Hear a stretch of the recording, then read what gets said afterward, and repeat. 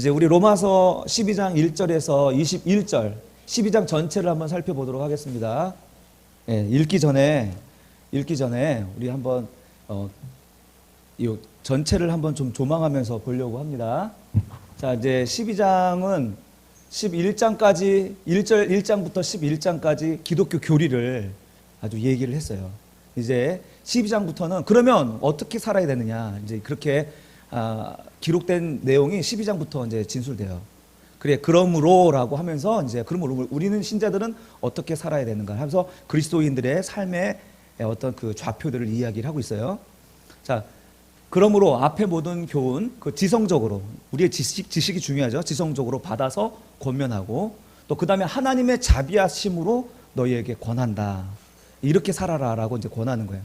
자, 무엇을 권하느냐? 이 지성과 감성, 이 두 가지를 다 필요한 거예요. 이 두 가지를 통해서 우리의 몸을 하나님께 산 제물로 드려라. 이렇게 나오고 있어요. 그 다음에 산 제사를 드리라는 것이 이 사도가 권하는 내용이에요. 자, 산 제사는 뭐냐면 영적인 예배를 이야기하고요. 예, 그냥 영적인 예배하면 여러분 어떤 느낌이 드세요? 뭐 신비한 어떤 현상 막 이런 거잖아요. 그게 아니라 로기코스, 저건 로고스에서 나온 말이에요. 로고스는 진리, 이성 이런 뜻이에요. 진리, 이성, 사유. 그래서 이것은 참되다, 참 예배, 그리고 이치에 맞는 예배라는 뜻이에요. 예, 그런 거를 염두에 두고 읽으시면 되고, 그러면 참 예배는 뭐냐? 참 예배는 이 세대를 본받지 말아야 되고요, 마음을 새롭게 해야 되고요, 변화를 받아야 되고, 분별을 해야 돼요.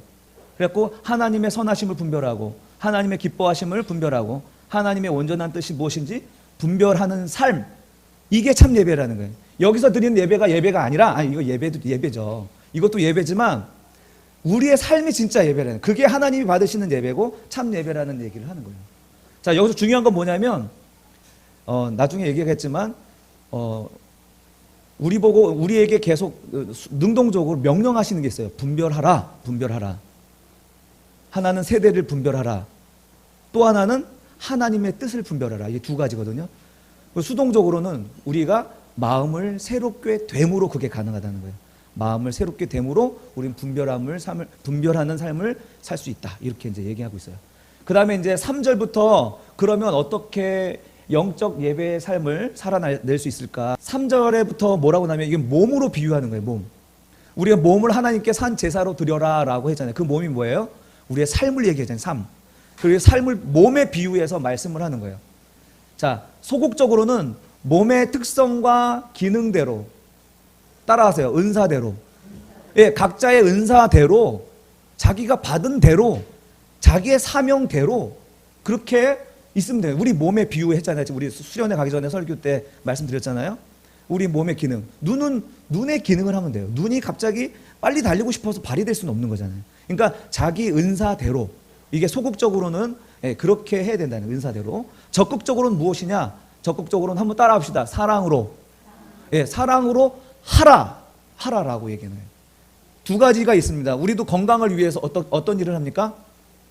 우리도 건강을 위해서 운동을 하죠. 예, 운동을 하죠.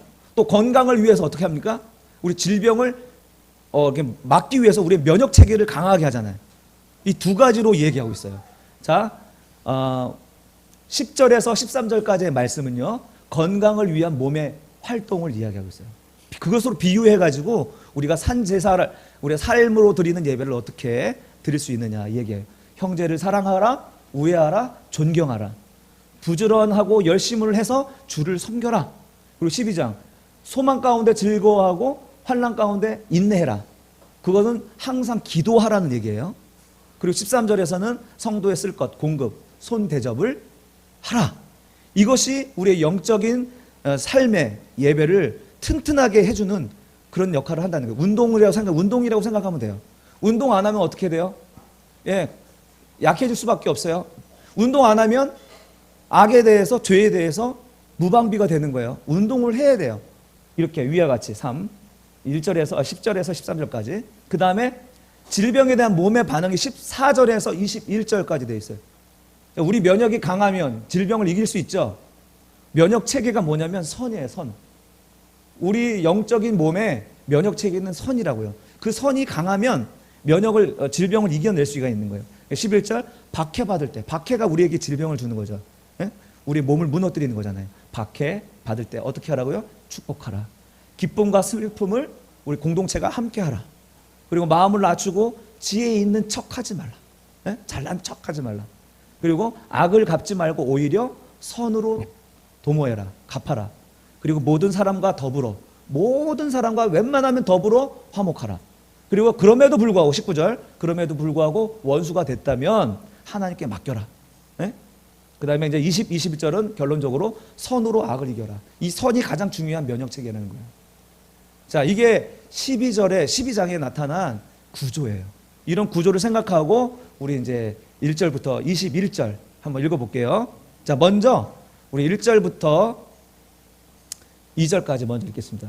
시작. 그러므로 형제들아, 내가 하나님의 모든 자비하심으로 너희를 권하노니 너희 몸을 하나님이 기뻐하시는 거룩한 산 제물로 드리라. 이는 너희가 드릴 영적 예배니라. 너희는 이 세대를 본받지 말고 오직 마음을 새롭게 함으로 변화를 받아 하나님의 선하시고 기뻐하시고 온전하신 뜻이 무엇인지 분별하도록 하라. 이것이 이제 12장 전체의 서론입니다. 이제 비유가 이제 시작됩니다. 3절부터 우리 9절까지 읽겠습니다. 시작. 내게 주신 은혜로 말미암아 너희 각 사람에게 말하노니 마땅히 생각할 그 이상의 생각을 품지 말고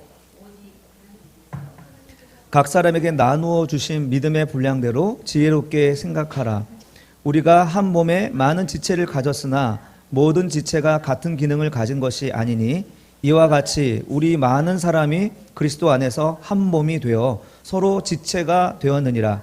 우리에게 주신 은혜대로 받은 은사가 각각 다르니 혹 예언이면 믿음의 분수대로, 혹 섬기는 일이면 섬기는 일로, 혹 가르치는 자면 가르치는 일로, 혹 위로하는 자면 위로하는 일로, 구제하는 자는 성실함으로, 다스리는 자는 부지런함으로, 긍휼을 베푸는 자는 즐거움으로 할 것이니라. 사랑에는 거짓이 없나니 악을 미워하고 선에 속하라. 자, 8절까지가 바로 소극적인 내용이죠. 이제 9장부터 적극적으로 우리 몸을 어떻게 건강하게 해 나갈 것인가 설명합니다. 우리 10절부터 13절까지 우리 건강을 위한 몸의 활동을 생각하면서 한번 읽어봅시다. 시작. 형제를 사랑하여 서로 우애하고 존경하기를 서로 먼저 하며 부지런하여 게으르지 말고 열심을 품고 주를 섬기라. 소망 중에 즐거워하며 환난 중에 참으며 기도에 항상 힘쓰며 성도에 쓸 것을 공급하며 손도접하기를 힘쓰라. 이게 이제 건강을 위해서 하라, 사랑으로 하라 이렇게 얘기하고 있습니다. 이렇게 건강을 위하여 사랑으로 하면 우리 면역 체계가 점점 커지는 거예요. 자, 근데 그럼에도 질병은 옵니까 안 옵니까? 오죠. 예, 질병에 대한 몸의 반응. 자, 한번 14절부터 끝까지 읽겠습니다. 시작. 너희를 박해하는 자를 축복하라. 축복하고 저주하지 말라. 즐거워하는 자들과 함께 즐거워하고 우는 자들과 함께 울라. 서로 마음을 같이 하며 높은 데 마음을 두지 말고 도리어 낮은 데 처하며 스스로 지혜 있는 채 하지 말라. 아무에게도 악을 악으로 갚지 말고 모든 사람 앞에서 선한 일을 도모하라. 할 수 있거든 너희로서는 모든 사람과 더불어 화목하라. 내 사랑하는 자들아, 너희가 친히 원수를 갚지 말고 하나님의 진노하심에 맡기라. 기록되었으되 원수 갚는 것이 내게 있으니 내가 갚으리라 라고 주께서 말씀하시니라. 내 원수가 줄이거든 먹이고 목마르거든 마시게 하라. 그리함으로 내가 숯불을 그 머리에 쌓아 놓으리라. 악에게 지지 말고 선으로 악을 이기라. 아멘. 예, 오늘 이게 12장 전체 말씀을 조망한 것입니다. 어때, 이해되십니까 좀? 예. 이제 오늘은 1절과 2절 말씀을 중심으로 이제 개관적으로 서론적으로 말씀을 나눌게요.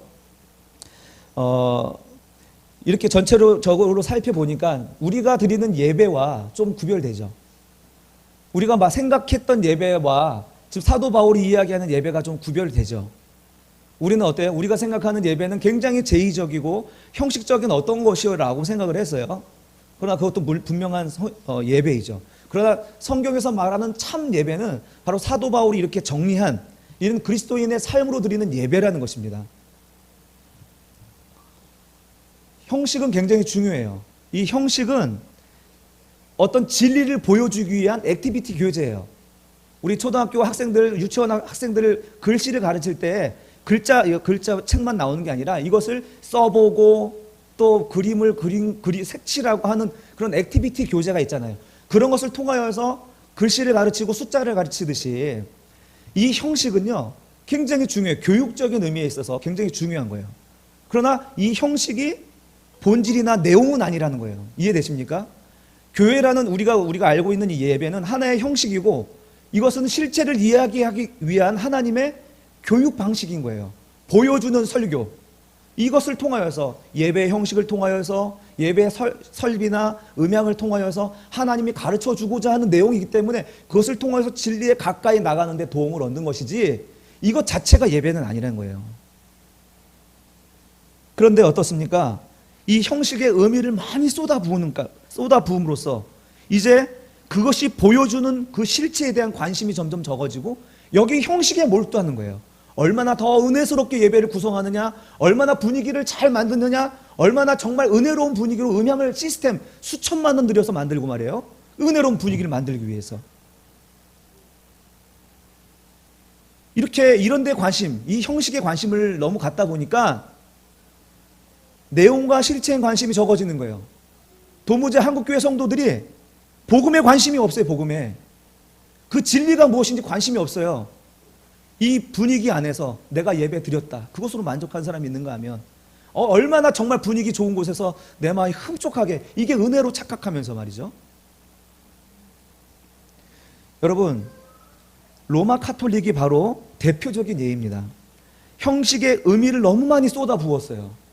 실제로 우리 사제 되시는 우리 신부님들도 사실은 이것은 성도들에게 가르쳐주기 위한 것이라고 이야기를 해요. 그러나 어떻습니까? 만들어 놓고 설치해 놓으니까 거기에 의미를 부여하는 거예요. 심지어 그 성상 앞에서 안수받고 기도하는 것도, 우리는 어리석은 일이지만 우리의 형식에 너무 의미를 부여하면 그런 식으로 빗나가게 된다는 거예요. 그래서 하나님은 만들지 마라, 눈에 보이는 어떤 것도 만들지 말라라는 거예요. 그게 아무리 교육적인 효과가 있는 것이라 할지라도 그것이 하나의 우상이 될 수 있으니까 만들지 말라고 하신 거예요. 그래서 카톨릭 같은 경우에는 어떻습니까? 형식이 곧 예배가 돼버렸습니다. 형식이. 그 형식 안에 그 사람들이 들어가 있으면 자기 예배 드렸다라고 생각을 해요. 맞습니까? 그 형식 안에 들어가면 예배 드렸다고 생각한다니까요. 아니라고요. 기독교에서 말하는 예배는 그 형식 안에 들어가는 게 아니라 삶 속에서 살아내는 게 예배라는 것입니다. 그런데 오늘날 우리 개신교도 마찬가지죠. 너무 이 형식에 몰두하고 있어요. 시설에 몰두하고 있어요. 이제 우리도 점점 이 형식이 하나의 예배인 것처럼 이야기하기 시작해요. 또한 이렇게 우리가 이 진리에 관심 갖지 않는 것은 형식 때문에, 형식에 몰두하는 이유도 있지만 또 한 가지 우리가 이 진리에 관심 갖지 않는 이유는 진리에 대하여서 게을러요. 참 이상하게도 사람들은요, 이 진리에 대하여서는 게을러요. 자기 인생에 어떤 뭔가 부딪히는 어떤 일이 만나지 않고는요, 이 진리에 대해서 관심 갖지 않습니다. 어느 일정과 형식, 틀에 맞춰주길 좋아한다는 것이죠. 그러니까 예를 들면은 이것이 진리인지 아닌지 그것을 끊임없이 추구하고 찾는 그 노력이 아니라, 이 얘기를 딱 들었을 때, 맞아, 그렇군, 요 정도 하나의 자기 마음속에서 동의하는 어떤 내용들이 내 마음속에 동의가 되면 이제 그게 진리인 것으로 생각을 하는 거예요. 그리고 이제 내 마음속에 하나의 세워진 하나의 체계, 내 마음속에 생각된 하나의 사고의 체계가 생겨난 거죠. 이제 그 다른 어떤 이야기가 들어오면 여기에 기준으로 해가지고 내가 받아들일 것인가 안 받아들일 것인가를 결정을 하는 거예요. 근데 많은 사람들이 착각하는 것은요, 이것은 진리가 아니거든요. 그건 고정관념이에요. 고정관념. 근데 그 고정관념이 진리라고 착각을 하는 것입니다. 만약 자기 생각이 말씀에 비추어서 이 생각은 좀 잘못됐네 이라고 느끼면 그 말씀에 어떻게 해요? 내 자신을 이제 수정을 해야 되잖아요. 그게 진리라고 여겨지면 내 삶을 수정하고 생각을 바꿔야만이 우리의 진리에 더 가까워질 수 있는 것입니다. 그런데 많은 사람들이 그렇게 안 해요. 이게 진리라 이야기해도 내 귀에 듣기 싫으면 거부하는 거예요. 내 마음에 맞지 않으면 안 듣는 거예요. 코드에 맞지 않으면 떠나는 것입니다. 여러분, 진리에 따라서 우리를 자신을 맞춰가야죠. 우리가 몰랐던 부분을 새롭게 알게 됐다면, 그것이 진리였다면, 진리의 한 부분을 갖고 있다면 우리를 수정해서 거기에 우리의 말씀에 순종하는 삶을 살아야지 진리에 가까워지는 것이 아닙니까? 우물가의 여인을 기억하십니까? 우물가의 여인. 예. 유대인들이 개로 여기는 그 사마리아 지역으로 예수님께서 가십니다. 유대인들이 개로 여겨요. 개와 사마리아인들은 출입 금지, 뭐 이런 식으로. 사마리아 여인을 만나서 우물가에서 예수님이 대화하는 장면이 이제 요한복음 4장에 나옵니다. 이 여인이 질문합니다. 한번 요한복음 4장 19절 한번 찾아볼까요? 눌러주세요. 여자가 이르되 주여 내가 보니 선지자로소이다. 예수님께서 막 이렇게 이제 자기 남편 이런 사생활까지도 다 아시고 그래서 그 의미들 이야기해 주시니까 여자가 깜짝 놀라면서 여자가 이르되 주여 내가 보니 선지자로소이다. 우리 조상들은 이 산에서 예배하였는데 당신들의 말은 예배할 곳이 예루살렘에 있다 하더이다. 이렇게 얘기합니다. 예. 이게 무슨 말이냐면 지금 사마리아 선지자 딱 보니까 하나님이 보내주신 선지자로 여겨지는 거예요. 그게 이 여자가 왜 갑자기 이 얘기를 꺼내냐면요, 그 당시에 유대인들과 사마리아인들에게 논쟁거리예요. 야, 거기서 예배드리는 거 헛것이야. 예루살렘에서 예배드려야지. 예? 약속이 다윗에게 있는데. 아니야, 여기 베들에서 예배드려야 돼. 여기는 바로 다윗보다 훨씬 앞선 세대 야곱이 세운 제단이고 우물이야. 예? 이 베델에서 하나님께 처음 제사 드렸잖아. 여긴 거룩한 성소야. 그심산이잖아. 여기가 축복의 산. 그래서 이렇게 논쟁이 됐단 말이죠. 어디서 예배 드려야 되는가? 그러니까 하나님의 사람이라고 여겨지는 사람이 나타나니까 당장에 생각나는 게 그 당시의 이슈를 얘기하는 거죠. 그랬더니 예수님이 뭐라고 합니까? 21절 예수께서 이르시되 여자여 내 말을 믿으라. 이 산에서도 말고 예루살렘에서도 말고 너희가 아버지께 예배할 때가 이르리라. 예, 지금 예수님은 이 산도 아니고 저 산도 아니라는 거예요. 장소적인 의미로서 예배드릴 처소를 얘기하는 게 아니라는 거예요. 이제 아버지께 이런 장소가 아니라 아버지께 예배할 때가 이르겠는데 너희는 알지 못하는 것을 예배하고. 예, 실로 그렇습니다. 우리는 지금 알지 못하는 것을 예배하고 있는 가운데 있는 사람들이 많이 있을 거예요. 우리는 아는 것을 예배하노니 이는 구원이 유대인에게서 남이라. 지금 이 유대인은 당신 자신을 얘기하는 거예요. 예수께로부터 구원이 나타난다라고 얘기하는 거예요. 한 칸 더 내려주세요. 23절.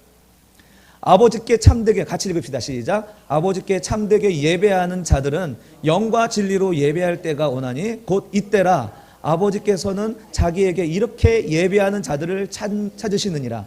예, 여러분, 이 산도 아니고 저 산도 아니라니까요. 이 장소가 거룩한 것이 아니라 예수 그리스도의 구원을 믿는 자들, 그들이 영과 진리로 예배하는 그곳이 예배이고 그곳이 교회인 것입니다. 여러분, 우리의 생각을 지금 완전히 깨트리는 예배 아닌가요? 사실상 성경을 보면요, 구약과 신약을 보면 우리가 드려지는 이 제의적인 예배는요, 신약적인 예배가 아니에요. 오히려 구약적인 예배라는 거예요. 사실은 주님께서 영과 진리로 예배드릴 때가 오나니 바로 이때다라고 얘기한 그때부터 지금까지는 영과 진리로 예배드리는 신약의 교회인데 우리는 여전히 구약에 머물러서 여기에 형식에 머물러서 형식적인 예배를 드리는 때가 많다니까요. 예수님께서 이렇게 이 산도 말고 저 산도 말고 너희의 삶으로 드리는 예배를 드려야 된다 이렇게 얘기를 하면 그 당시 사람들이 받아들일 수 있었겠습니까? 받아들이기 힘든 이단적인 얘기인 거예요. 받아들이기 힘든. 왜 그렇습니까? 사람들은요, 일정한 형식 틀에, 일정한 틀에 자기 자신을 딱 가둬두기를 되게 편하게 생각해요. 자유롭게 내버려 두면은 뭘 어떻게 해야 될지 모르는 거야. 그래서 좀 이렇게 하면 돼. 저렇게 하면 구원받아. 이렇게 하면 돼. 저렇게 하면 돼. 이렇게 얘기해줘야 되게 편한단 말이에요. 여러분 안 그러세요? 딱 이렇게 해주면은 좀 편할 텐데 뭐 어쩌라고. 어떻게 될지 몰라요. 막. 그래서 자꾸 사람들은 형식과 틀에 갇히는 거예요. 그래서 내가 이렇게 만들어 놓은 형식, 내가 만들어 놓은 이런 틀, 여기에 들어오지 않으면 넌 잘못됐어. 넌 틀렸어. 라고 얘기하는 거예요. 여러분, 이걸 형식주의라고 하는 겁니다. 우리 안에 끊임없이 이런 형식주의가 있어요. 이런 끊임없이. 막 어떤 사람들이 막 40일 기도를 해요. 40일 금식 기도를 하든지, 그냥 40일 새벽 예배를 하든지. 39일 날 39일째 되는 날 기도 응답을 받아. 그러면 이제는 그 40이라는 숫자는 하늘에서 내려주신 숫자가 돼버리는 거예요. 신령한 숫자가 돼버리는 거예요. 이제 뭔 일만 있으면 이제 40일이에요. 40일. 이런 형식과 틀에 이렇게 자기 자신 가두기 좋아하는 그런 성향은 모든 종교에 있잖아요. 불교의 108배. 108이나 숫자는 그들에게서는 거룩한 숫자입니다. 우리에게서는 40일은 거룩한 숫자예요. 또 도교의 통돌이 여러분 아시죠? 도교의 통돌이 모르시죠? 기도 제목도 다 써 있어. 거기 통에 내가 원하는 기도 제목들 다 써 있어요. 그래서 지나가면서 이렇게 돌리면 돼요. 딱 돌리면 나 기도했어. 네, 얼마나 편해요. 이렇게 딱 형식화해 두면 편한 거예요. 종교 생활에게 너무 편한 거예요. 여러분, 기독교는 그런 종교 아니에요. 이러한 형식은 사도 바울의 관점에서 볼 때 생명이 없는 것입니다. 생명이 없는 거예요. 이교는 뭐 말할 것도 없겠지만 기독교 안에서도 이렇게 형식에 갇혀서 형식에 몰두하면 그것 자체가 생명이 없는 거예요. 1절 한번 읽어봅시다. 1절 내려보세요. 시작. 그러므로 형제들아 내가 하나님의 모든 자비하심으로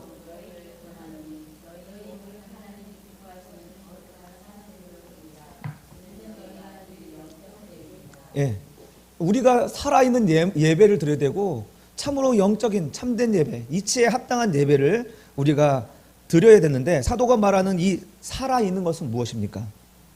살아있는 예배는 무엇이냐? 살아있는 재물은 무엇이냐? 여러분 우리 예배를 잘 점검하세요. 그것은 하나님의 말씀, 진리의 말씀이 적용된 우리들의 삶이라는 것입니다. 다시 한번요. 하나님의 말씀, 그 진리의 말씀이 적용된 여러분의 일상생활이라는 거예요. 제가 가끔 그런 기도 하잖아요. 하나님 아버지, 오늘 이 시간 우리가 예배를 드렸습니다. 이제 참으로 예배가 시작되는 월요일 아침 8시에 우리로 하여금 참된 예배를 드리게 해달라고 이런 기도 가끔 하잖아요. 오늘 이 시간 우리가 예배 드린 것이 아니라 참된 예배의 시작은 이제 아침에 월요일 아침 여러분의 일상이 시작되는 바로 여러분 월요일 아침이 예배의 시작이라는 것입니다. 그때 예배를 드리지 않고 예배적인 예배다운 삶을 살지 않았다면 주일의 예배는 여러분에게 있어서는 헛되게 드리는 시간들이라는 사실입니다. 차라리 편하게 쉬시는 게 낫죠. 하나님의 말씀, 진리의 말씀이 적용된 삶이 바로 예배다라는 것입니다. 우리의 형식에 우리 이 예배라는 형식 안에 이 삶이 담겨지기를 주님의 이름으로 축원합니다. 요한복음 4장 24절 그 뒤에 요한복음 우물가의 여인 마지막의 이야기입니다. 다 같이 읽겠습니다. 시작. 하나님은 영이시니 예배하는 자가 영과 진리로 예배할지니라. 아멘. 하나님은 영이세요. 영. 보이지 아니하시는 형식과 형체가 있는 분이 아니에요. 그러므로 예배하는 자는요 성령과 진리의 말씀으로 예배를 드려야 합니다. 예배 형식은 단지 그것을 도와주는 거예요. 이것을 깨닫게 해드리고 그것을 자각시켜서 여러분의 삶 속에서 성령의 인도함을 받게 하고 말씀대로 살게 하기 위해서 주일 예배가 필요한 것입니다. 여러분이 실패했든 성공했든 중요한 것은 일상생활 속에서 말씀대로 살려고 노력하느냐 이 말입니다. 거기에 대하여서 성공한 사람들은 말씀대로 살았더니 이랬더라 하면서 나누는 이 자리가 축제의 자리가 될 것이고 또 그렇게 살려고 노력했는데 잘 되지 않았다라고 고백하는 이 자리가 우리의 마음을 나누고 삶을 나누는 위로의 자리고 격려의 자리가 되는 것이 아니겠습니까? 여러분 이 예배 형식에 형식 가운데 앉았다가 가는 것으로 만족하지 마십시오. 그건 천주교와 똑같습니다. 우리 형식 안에서 우리의 삶을 담아내야지 이것이 하나님이 받으시는 예배인 줄로 믿습니다. 기도는 왜 꼭 새벽에 해야 됩니까? 예? 기도는 왜 새벽에 해야 되냐고요. 그래서 이렇게 목회자들이 힘들게 하냐고요. 100년 전에 차력사 출신 우리 길선주 목사님 때문에 그분 덕에 우리는 한국교회 안에 새벽 예배는 하나의 형식이 되었습니다. 새벽 예배가 나쁘다는 뜻이 아니라 새벽 예배 너무 좋죠. 근데 이제 새벽 예배는 하나의 형식이 되었습니다. 이것을 하면 신령한 신자, 아주 정성이 많은 신앙이 깊은 신자, 하지 않으면 좀 뜨내기 신자, 뭐 이런 식으로 하나의 형식을 만들어 놓고 이렇게 사람들을 판단하잖아요. 이 형식 자체가 율법인 거예요. 율법. 사람들이 이 율법을 만들어 놓고 얼마나 비난했습니까? 너 이거 왜 안 지켰어? 왜 11조 안 했어? 왜 안식일을 지키지 않아? 왜 안식일 날 일을 했어? 하면서 얼마나 많은 비판을. 이렇게 하나의 형식이 그렇게 돼버릴 수 있다니까요. 오늘날 우리 교회 안에서, 이 기독교 안에서 그런 형식들 얼마나 많습니까? 그것 가지고 사람들을 판단하고 이야기하는 일들 얼마나 많습니까? 그러나 이제 물론 아이들에게 율법적으로는 가르쳐야 돼요. 오늘 광고 시간에도 말씀드렸듯이 아이들에는 마땅히 가르칠 것들을 가르쳐야 돼요. 이건 안 돼. 복음적으로 이야기하면 왜 그것이 안 되는지 깨닫게 해주는 것이 먼저죠. 그러나 아이들은 이 소통의 능력이 차이가 있잖아요. 더군다나 더 어린 아이들일수록 알아들을 수가 없잖아요. 그러니까 아이들은 일단 기준을 이야기해 줘야 되는 거예요. 율법을 가르쳐 줘야 되는 거예요. 율법적으로. 여러분, 우리에게 복음이 오기 전에 무엇이 먼저 왔습니까? 율법이 먼저 왔잖아요. 하나님도 그런 식으로 우리를 가르쳐요. 우리에게 율법을 먼저 던져줘요. 우리가 복음으로 완성되면 다시 율법의 의를 이룰 수 있거든요. 그러나 율법을 통해서 우리가 완전해질 수 없다는 것. 중요한 것은 하나님이 우리에게 먼저 율법을 주셨다는 거예요. 사도 바울은 그것을 뭐라고 표현하냐면 몽학선생이라고 표현합니다. 예? 진짜 학문에 도달하기 이전에 교사가 아이들을 가르치는 것처럼 이 율법을 통하여서, 율법적인 내용을 통하여서 이제 복음의 진리에 도달할 수 있도록 먼저 율법이 주어지는 거예요. 여러분, 우리 아이들에게는 율법적으로 가르쳐야 됩니다. 기준을 이야기해 줘야 돼요. 그래서 얘네들이 복음을 받고 나중에 깨닫게 됐을 때 다시 돌아가야 할 곳이라는 것을 알게 되거든요. 그러나 이것을 가르쳐 주지 않으면은 지 맘대로 해요. 그리고 복음을 깨닫게 될 때에도 이제 내가 어디로 가야 되지? 무엇을 어떻게 해야 되지? 잘 모른단 말입니다. 어쨌든 여러분, 산 제물, 영적 예배는요, 하나님이 이런 형식 속에서 우리의 삶을 담아내도록 하셨다는 사실 여러분 기억하시기 바랍니다. 자, 오늘 사도 바울은 이 산 제물과 영적 예배를 몸에 활동하는 것으로 비유하고 있습니다. 몸의 활동. 예, 너희 몸으로 산 제물로 드려라 라고 얘기하고 나서 그 몸이 어떻게 하면 건강하게 살 수 있는가, 그 몸이 어떻게 하면 건강하게 유지할 수 있는가 라는 것을 이게 쭉 뒤에 이게 얘기하잖아요. 여러분, 우리의 예배는요, 신령한 예배는요, 정신적이고 보이지 아니한 어떤 그런 예배가 아니라 몸으로 드리는 예배라는 거 잊지 마십시오. 눈에 보이는 예배예요. 눈에 보이는 예배. 그것이 하나님이 기뻐하시는 예배이고 하나님이 받으시는 예배입니다. 자, 이렇게 드려지는 예배는 어떻게 가능하냐? 두 가지입니다. 오늘 1절에서 나와 있는 말씀입니다. 이렇게 드려지는 예배는 두 가지인데, 첫째로 그러므로라는 것입니다. 그러므로. 우리 1절 한번 보시겠어요? 이제 11장까지 딱 맞춰놓고 그러므로라고 말해요. 이 그러므로는 뭘까요? 앞에 내용을 다 받는 거잖아요. 앞에 내용을 쭉 얘기하고 그러므로라고 얘기하잖아요. 자, 이 그러므로는 바로 앞에 내용들을 다 바꿔서 얘기하는 것입니다. 1장부터 11장의 내용은 바로 기독교의 교리예요. 하나님께서 말씀하신 진리의 말씀, 교리. 그래서 이 교리를 통해서 우리의 참된 삶이 가능하다는 거예요. 참된 예배, 삶으로 드리는 예배, 몸으로 드리는 예배가 가능하다는 것입니다. 말씀을 떠나서 신자가 될 수 없다는 거예요. 교리를 떠나서는 예배가 가능하지 않다는 것이에요. 우리는 말씀보다 기독교라는 하나의 형식을 빌어서 스스로 신자라고 말하는 사람들이 많습니다. 대다수의 성도들이 그렇습니다. 진리에 관심을 갖지 않는다니까요. 교리에 관심을 갖지 않아요. 굉장히 지루해해요. 진리에 대하여 너무 게을러요. 과거에 알았던, 어제 알았던 그 지식에 갇혀 있어요. 교리를 이야기하고 말씀만 선포하면 좋아하라 하지 않아요. 예화를 많이 넣어야 하고 재미난 이슈들을 넣어줘야지 그 설교들을 좋아하고 정말 좋은 설교다라고 이야기합니다. 그런데 뭔지는 뭡니까? 대부분 설교의 메시지는 잊어버리고 예화만 기억한다는 거예요. 예화만. 여러분 경험하지 않았어요? 설교를 딱 예화는 이렇게 잘 기억되는지. 그런데 메시지의 중심은 잘 생각이 나지 않는다는 거죠. 여러분, 하나님의 말씀이 우리의 삶으로 드리는 예배를 가능케 한다는 거. 그래서 여러분 말씀 게을리하면 안 돼요. 우리 교회가 다른 교회보다도 말씀을 강조하는데 말씀에 관심을 갖는 분들이 많지 않은 것 같아요. 큐티가 아니어도 좋습니다. 매일매일 말씀을 통하여서 질문을 던지고 그 질문을 하나님께로부터 기도하면서 답을 얻든지 목회자를 통해서 답을 얻든지 이 말씀의 진리에 대한 관심, 교리에 대한 관심 이런 것들을 좀 지속적으로 가졌으면 좋겠습니다.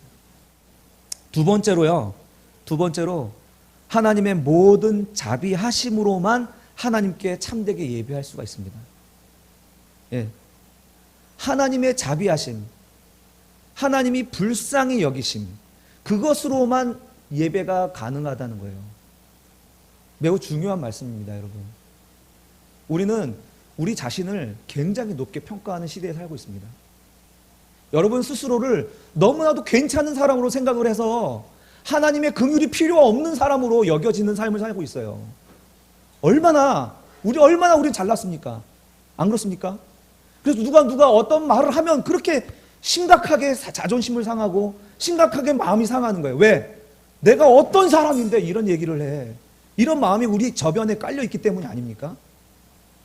여러분 참되게 예배는 어떤다고요? 하나님의 모든 자비하심으로만 가능한 거예요. 누가 하나님의 자비하심을 얻을 수 있습니까? 누가 하나님의 불쌍히 여기심을 받을 수 있습니까? 내가 정말 먼지라는 것을 인정하는 사람이 하나님 앞에서 긍휼함을 얻지 않겠습니까?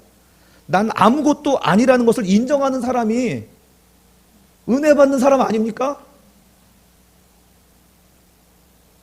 저 혼자만 막 이렇게 소리 높이는 거 아니죠? 여러분 같이 듣고 있는 거죠?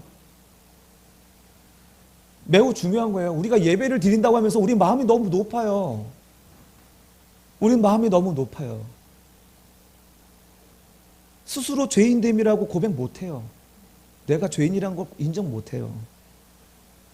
내가 무능하다, 나약하다 말도 안 돼요.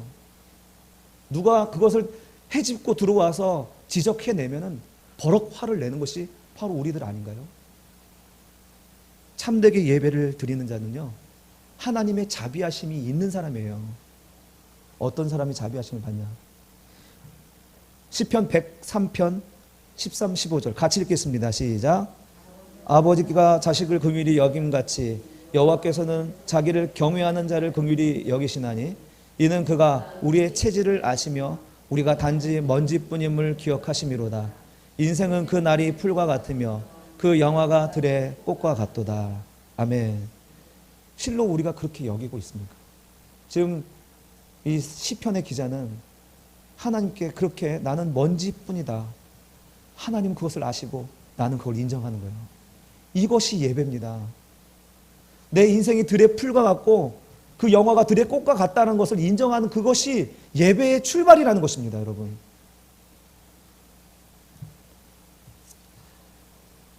하나님은 그것을 알고 은혜를 구하는 자를 외면하지 않습니다. 결코 외면하지 못하십니다. 불쌍히 여기시고 그 예배를 통하여서 은혜를 주신다는 사실입니다. 많은 사람들이 설교에 열광을 합니다. 물론 내 설교는 아니에요. 얼마나 재밌고 감동되나 그것을 판단하고 있는 것이죠. 그것이 진리인가 아닌가 생각하는 것이 아니라 그것이 나에게 감정에 큰 감화를 주고 감동을 주면 그것이 은혜라고 생각합니다. 그래서 거기에 몰려가는 것이죠. 그래서 설교자는 상품이 되어버렸고 신자들은 구매자가 되었습니다. 그것을 선택하는, 어떤 설교를 선택할까, 어떤 설교를 찾아서 먹을까 찾아다니는 구매자입니다. 여기는 예배가 존재하지 않습니다. 하나님의 자비가 들어설 자리가 없어요. 자기가 선택하는데 하나님의 말씀을 내가 먹을 것인가 말 것인가가 아니라 하나님의 은혜로 나를 선택하는 게 아니라 내가 하나님의 말씀을 선택하고 있는 이 시대에 무슨 예배가 있습니까? 하나님의 모든 자비하심으로만 예배가 된다는 사실입니다. 사도는 이 두 가지 사실, 진리의 말씀, 즉 교리, 그것과 하나님의 모든 자비하심으로만 산 예배, 영적 예배를 드리라고 권면하고 있습니다. 이 두 가지가 몸으로 드리는 삶의 제사, 그것이 가능케 되는 것입니다. 우리 1절 마지막에 기록된 영적 예배란 신비한 어떤 예배가 아니라 아까도 말씀드렸듯이 로고스에서 나온 말이에요. 로고스는 말이라는 뜻이에요. 말, 이성, 이치, 말, 원리와 법칙, 이게 로고스거든요. 거기서 나온 로기코스, 그게 영적이라고 해석되었는데 우리 흠정역이나 킹 제임스 버전 성경에서 보면은 이치에 합당한으로 번역을 했어요. 이치에 합당한 예배, 이치에 합당한 예배. 우리의 예배가 이치에 합당한 예배가 되어야 된다는 거예요. 말씀에 합당한 예배가 되어야 된다는 거예요. 로고스, 원리와 법칙의 지배를 받는 예배가 되어야 된다는 거예요. 이것이 영적 예배이지 막 뭔가 분위기를 영적인 어떤 신비한 분위기로 만드는 것은 이거는 우상의 예배이고 그거는 우상을 앞에서 굿하는 것과 같은 그런 예배인 것입니다. 우리의 예배는 뭐라고요? 영적 예배는 뭐라고요? 말씀에 합당한 예배, 원리와 법칙의 지배를 받는 예배, 이것이 영적인 예배인 줄 믿습니다. 여러분, 이것이 우리가 전제될 때요, 이 두 가지가 우리 안에서 권함을 받을 때 우리는 이제 의지를 가지고 이제 예배를 드릴 수 있습니다. 2절 여러분 한번 읽어보세요. 시작. 너희는 이 세대를 본받지 말고 오직 마음을 새롭게 함으로 변화를 받아 하나님의 선하시고 기뻐하시고 온전하신 뜻이 무엇인지 분별하도록 하라. 아멘. 아멘. 예, 이 세대를 본받지 말라. 이게 무슨 말일까요? 분별하라는 거죠. 이 세대를 분별하라는 내용이에요. 한소라. 응? 그러니까 이 세대를 본받지 말라는 것은 무턱대고 따라가지 말라는 거예요. 남들 스마트폰 산다고 다 따라가서 사지 말고, 남들 어떤 연예인들 좋아한다고 쫓아다니지 말고 분별하면서 선택하면서 살라라는 거예요. 분별한 말씀을 가지고 너희는 이 세대를 본받지 말라는 것은 이 세상에 대하여서 판별하고 분별하여서 살아가라는 거예요. 그 다음에 또 하나는 무엇을 분별하냐? 하나님의 선하시고 기뻐하시고 온전한 뜻이 무엇인지, 즉 하나님의 뜻을 분별하라. 이 두 가지를 분별하는, 하나는 세상을 분별하고 하나는 하나님의 뜻을 분별하는 거예요. 어떻게? 하나님께서 우리의 마음을 새롭게 해서 변화를 받을 때 그게 가능해지거든요. 여러분, 이렇게 우리 두 가지, 하나님의 말씀과 하나님 우리를 불쌍히 여기시는 이 두 가지를 통하여서 우리는 이 세상을 분별해 낼 수 있고, 또 하나님의 기뻐하시는, 또 선하시고 기뻐하신 그 뜻이 무엇인지 분별해 낼 수 있는 삶을 살 수 있다는 것입니다. 사랑하는 성도 여러분, 오늘 1절의 말씀을 비추어서 우리는 하나님께 예배하는 예배자입니까? 하나님의 진리의 말씀을 사랑하고 하나님의 긍휼을 구하는 예배자입니까? 교제하고 식사를 나누는 친교 관계로 우리가 신자가 되는 게 아닙니다. 착한 일을 하고 선한 구제에 힘쓰고 우리의 물질을 쏟아 붓는다고 해서 신자가 되는 게 아닙니다. 성도의 교제와 선한 일도 하나님의 진리의 말씀을 배우고 하나님의 은혜를 경험한 자가 진실로 할 수 있는 것이지, 우리는 그 일을 한다고 해서 하나님께 예배 드리는 것이 아닙니다. 어느 누구도 그리스도인이 아니고서는요, 우리는 선한 일도 친교의 일도 할 수가 없습니다. 그러므로 하나님의 말씀을 우리가 좀 더욱 사랑하고 더욱 창념하는 저와 여러분이 되기를 바랍니다. 교회 역사가 정리한 교리, 신앙의 이치에 대하여서 여러분 관심을 가져주시기 바랍니다. 하나님 앞에 마음을 높이지 말고 시편의 기자의 고백처럼 하나님 앞에 나는 먼지 같은 자일 뿐이라는 것을 인식하고 나를 불쌍히 여겨달라고. 나는 아무것도 아닙니다. 그동안 내가 너무 교만했습니다. 정말 하나님 앞에 두렵고 떨림으로 은혜를 구하는 저희들 되시기를 바랍니다. 우리 솔직하게 이렇게 하나님께 고백합시다. 나는 연약합니다. 나는 오늘을 힘들어합니다. 주님의 뜻을 알고 이루며 살기에는 너무나 부족한 사람들입니다. 그러나 말씀 안에 담긴 진리, 나를 향한 넘치는 하나님의 은혜, 이곳으로 완성하실 하나님을 찬양합니다. 우리 그런 마음으로 우리 주는 완전합니다. 1번 찬양하겠습니다.